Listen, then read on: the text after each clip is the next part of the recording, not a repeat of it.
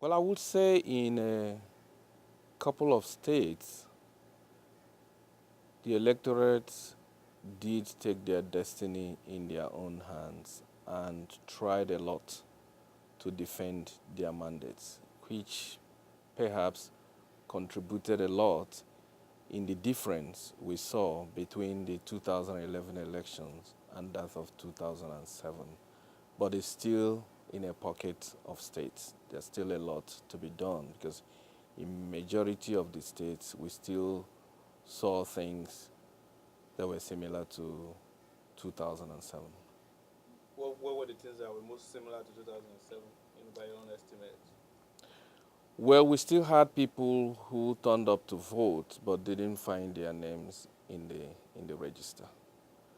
We found situations where INEC were not really prepared for the elections, either in terms of materials not arriving on time or when they arrived were in insufficient quantities. In many states, elections did not start at the time they were scheduled to do so, which was 8 a.m. We still had elections starting by 10, 11, sometimes late in the afternoon. So, if we were to compare between 2007 election and 2011, what would be, how would you appraise both, in terms of comparison? In 2007, there were no elections. In fact, the report of the Transition Monitoring Group, which I was chairing at the time, was titled An Election Program to Fail, because both the electoral administration, the security agencies, and indeed the government did not want that election to succeed. As you very well know, the elections followed after the defeat of the efforts of the then President Obasanjo to have a third term in office.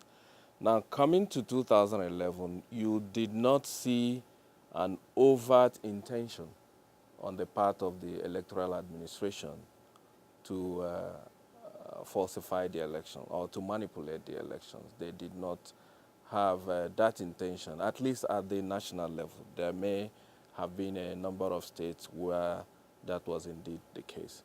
The second one, you also did not have an overbearing president who wanted to have the elections compromised at all costs. The Jonathan presidency did not overtly go out to subvert the process. They may have tried subtly here and there to do things. So in comparison, the only difference was one, the electoral administration was reasonably neutral and you did not have an overbearing president, which was indeed the case in 2007 elections. So how would you judge the 9 states in the South and Southeast where you had almost 90% across the board of voters, voters tally? The president's party or himself scoring 100%, almost 100% in some of the states. 9 states.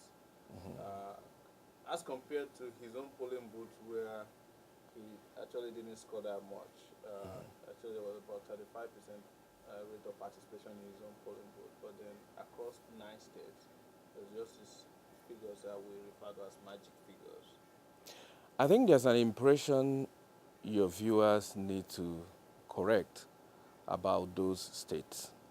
Yes, in a number of states, 85% of those who turned out to vote, or in some states 90%, were said to have voted for the incumbent president, which is different from 85 or 90% of registered voters, because actually on average you had between 55% and 60% turnout. Now among these 60 or 55% that turned out, there were states where 85 or 90% of them were said to have voted for President Jonathan.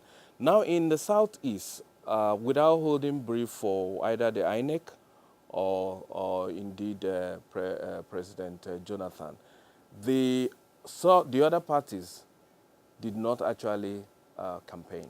Buhari did not come to Southeast. So you will be surprised if he got a good outing. Bribadu made occasional visit, but that was really because he had resource constraint to campaign. So if you factor all this into the whole equation, you will begin to understand why in Southeast and South-South there may have been overwhelming interest in voting for President Jonathan other than the CPC candidate and the ACN. The calculation, in my view, of Buhari, who was the closest contestant to it, was that he will get appreciable percentage of vote in the north, and that by itself could force a runoff. And that did not happen. So people need to get it right. It was not a case of 85 to 90% of registered voters voting for President Jonathan. It was a case of those who turned out to vote, which was between 55 and 60%, majority of them voting for him. Would that mean that as soon as the other candidates were physically almost absent, it then made it easier, even, for manipulation of the final tallies to take place? You could say that because actually our observers in a number of polling stations reported that.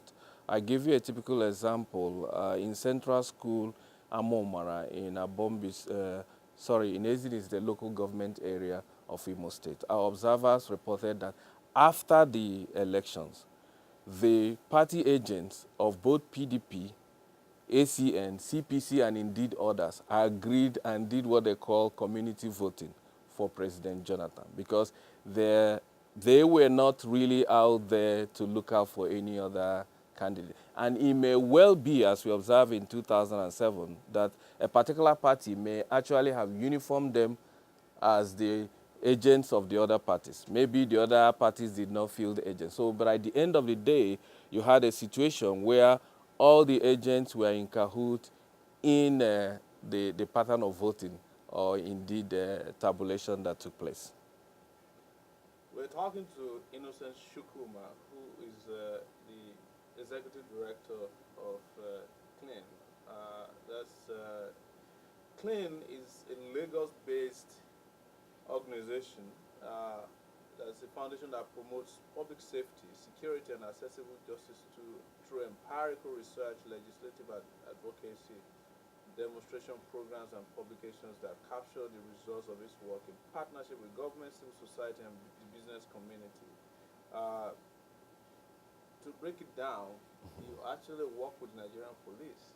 Yes, we do, and we do not hide that fact. Actually, from inception, we made it our departure from the mainstream advocacy group in Nigeria, whom for many years have worked on what we call the demand side of justice, which is monitoring, reporting, and shaming government officials and departments, including the police, for various abuses of human rights, ranging from torture, extrajudicial killing, and all that. So when we set up in 1998 and seeing that strategy of work, the demand side of work, had perhaps reached the zenith of what you could do, that it required another complementary strategy, which is the supply side. Because when you are operating in transitional society, sometimes we take it for granted that state institutions we make demand on to respect human rights have capacity to indeed do that, which is not really the case in many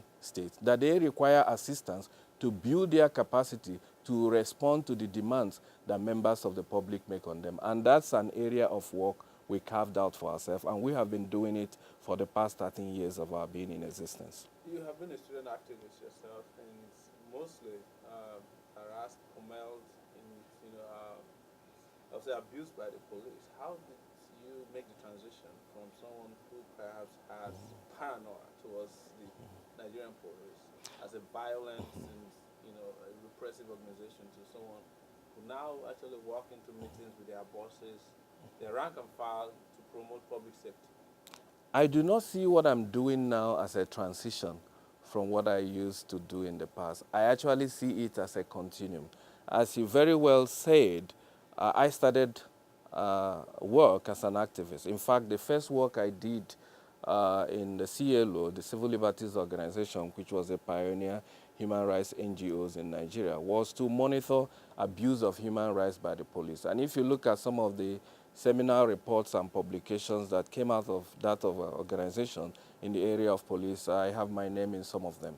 But along the line of doing that work, monitoring and reporting, one realized that many police officers who were involved in those violations that were reported did not do so out of sadistic intentions. Many of them were simply ignorant of what the law says, had no capacity to appreciate the gamut of responsibility society invests on them. Because if you remember, the minimum educational requirement for you to be a police officer in Nigeria is passing secondary school up to class 4.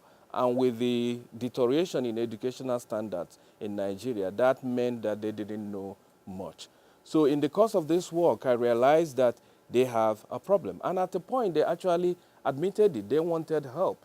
So what we really did, which you consider transition, was to extend that help. Because for us, the goal is to get the police to be responsive to the needs of Nigerian people in terms of service delivery and accountability to the community. And if what we're doing will empower them to do so, it is not a departure. It's a complementary work. It's actually a continuum. Have you ever met a Nigerian who actually believe these things about Nigerian police? I mean, up until today, people are just very apprehensive about meeting a police officer because they're very corrupt, very repressive, have almost no respect for regard for human rights, as expressed or as they conduct large-scale repression, killings, extrajudicial killings in particular, that continues to this day. In which part of your work do you think you've made the most impact? To the extent that you can say, well, as you said, they are becoming responsive to their duties.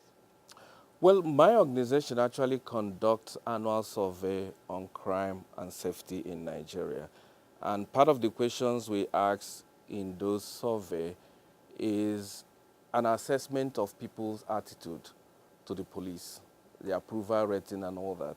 And it hovers between 50 and 55% approval rating. Although when you do state level distribution, you begin to see wide disparity between areas where they are rated higher and areas where they are rated lower. So even within the Nigerian populace, it's not true that majority of Nigerians see them in so terrible a light that those of us who are on top of this work view. But having said that, what one could see over these past 13 years, we started, to remind your viewers, during the last days of Abacha government in 1998, when police were working in cahoots with the military and would rather put you behind bars than listen to you or work with you, is a gradual improvement from that hostility to the work of civil society groups to one now of partnership. You won't believe it, my organization publishes the annual report of the Nigerian police force, and we've been doing it for the past 4 years. And if you look at over the past 4 to 6 years, the police on its own have dismissed from service about 5,000 officers for various acts of misconduct, ranging from extrajudicial killing, torture, long detention without trial, and misconduct. And these were things they would not have done under the military. If you remember, under the military, they had this terrible decree too, which empowers them to hold for a renewable period of 6 months every person who is considered to have involved in acts prejudicial to state security or economic interests of the country. And now this is a carte blanche. That's actually the phrase the UN Special Rapporteur on summary execution used in describing their work. So if you look at it from that days of the military to now, you will see that some improvement have been made. Although I must be quick to admit that it has not really reflected the street level behavior of the average police officer you see on the street, which is the level where the public would see and believe that something has changed. But I see it as a work in progress. When you said you've done surveys in which they rate police the highest, and I mean you're talking about Nigerian public, where is the police rated highest in terms of their public service? It's actually in the northeast and in the northwest. But in which part of their area of service are they rated rated high? Well, we asked general question.